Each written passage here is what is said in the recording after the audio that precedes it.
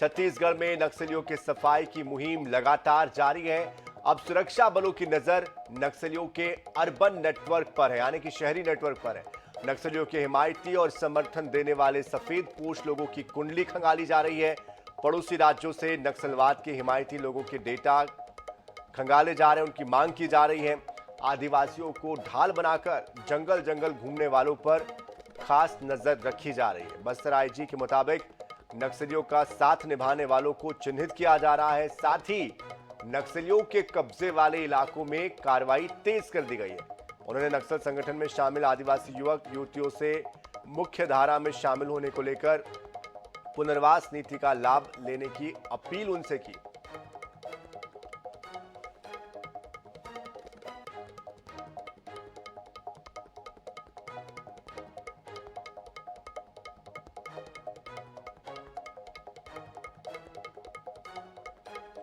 तो नक्सलवाद का खात्मा संगठन का इकोसिस्टम में अलग अलग प्रकार के वर्टिकल्स होते हैं।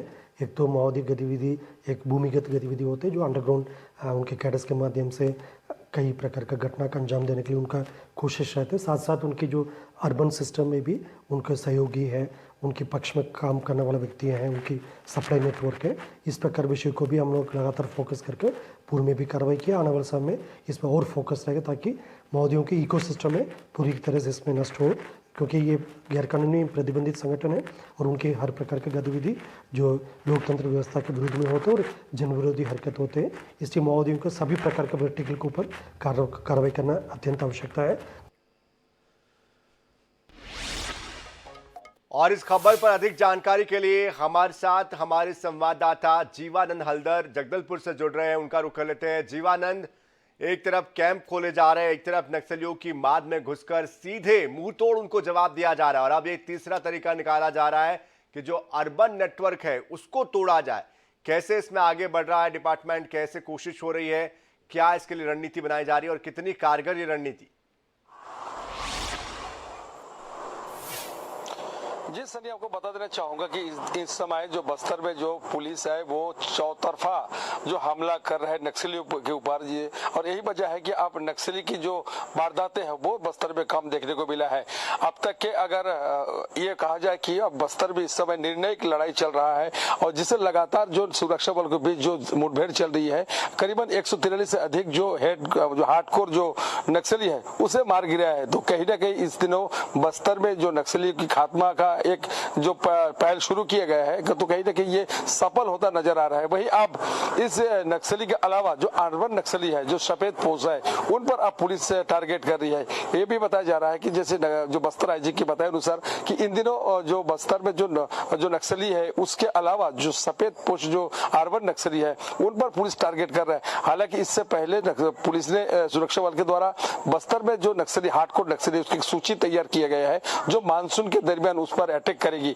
और लगातार जो इस प्रकार की जो आंदोलनी क्षेत्र में पुलिस जाकर जो इनकाउंटर कर रहे हैं, कहीं ना कहीं बस्तर में इस समय नक्सली को खात्मा होता नजर आ रहा है। वही आईजी के अनुसार जो बस्तर में जो 15,000 वर्ग किलोमीटर है वो कई जो नक्सली क्षेत्र रहा जो सिमट कर आप महज 4,000 वर्ग किलोमीटर ही शेष रह गए हैं। और बस्तर में एक ऐसे ही पॉकेट बचा हुआ है, जैसे इंद्रावती टाइगर रिजर्व की बात की जाए या बस्तर के जो अबूझमाड़ क्षेत्र है वहाँ कुछ सीमित जो पॉकेट बचा हुआ है उस पर आप पुलिस की पैनी नजर है और उस पर अपन जो सुरक्षा वाला है वो कहीं ना कहीं उसके वहां पर अटैक कर रहा है जहां ताकि यहाँ के जो नक्सली वो खत्म हो सके। तो कुल मिलाकर कहा जाए कि इस समय अंतिम लड़ाई चल रहा है और जिस तरह से अमित शाह जी ने एक टारगेट दिया है कि 2026 तक के बस्तर में नक्सल मुक्त कर देंगे और इसी को लेकर अब सुरक्षा बलों ने भी कमर कस ली है और यही कारण है कि आंदोलन क्षेत्र में जाकर लगातार मुठभेड़ कर नक्सलियों को मार गिरा रहा है। जी सर,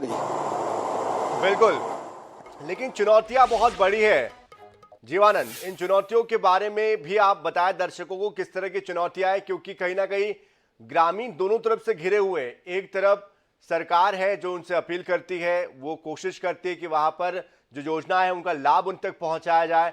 दूसरी तरफ नक्सली है, उनका संगठन है जो कि उन पर नजर बनाए हुए हैं कि अगर वो सरकार का साथ देते हैं तो उनका खात्मा हम कर देंगे। तो इस तरह की जो स्थितियां बनी हुई है, ऐसे में कैसे इन चुनौतियों को पार पाया जाएगा, कैसे ये जो बीच की कड़ी है कैसे उनको ढूंढा जाएगा?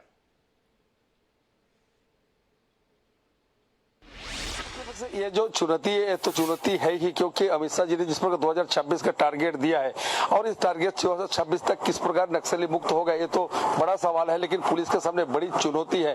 लेकिन जिस तरह से जो बस्तर में जो बड़े बड़े वारदात होता नजर आ रहा था वो वारदातें कहीं ना कहीं कम नजर आ रहा है, और वही पुलिस के माने तो आप नक्सली सिमट कर रहेंगे, और जो जिस तरह से 40 या 50 की संख्या में वो इकट्ठे रहते थे और हमला करते थे, आप कहीं ना कहीं उस उनकी दलम की जो संख्या है वो कम होता जा रहा है। और इसी बीच उनकी सहयोग करने वाले जो अर्बन नक्सली है उसका अहम भूमिका रहती है, क्योंकि अगर अर्बन नक्सली ना हो तो उनकी जो सप्लाई है, उनकी जो गोला बारूद है, उनकी जो वेशभूषा है, उनकी जो सामान है वो वहां तक उपलब्ध नहीं करा पा रहे हैं, नहीं हो पाता है। लेकिन अगर पुलिस आप इस अर्बन नक्सली पर टारगेट करेगी तो कहीं ना कहीं नक्सली कमजोर हो रहा है, और इनकी बिल्कुल जाहिर तौर पर जीवानंद चारों तरफ से हमलावर शासन प्रशासन है, तभी जाकर उनकी रीढ़ जो है वो तोड़ी जाएगी। लेकिन आप बने रहिएगा, आगे हम दोबारा आपके पास लौटेंगे।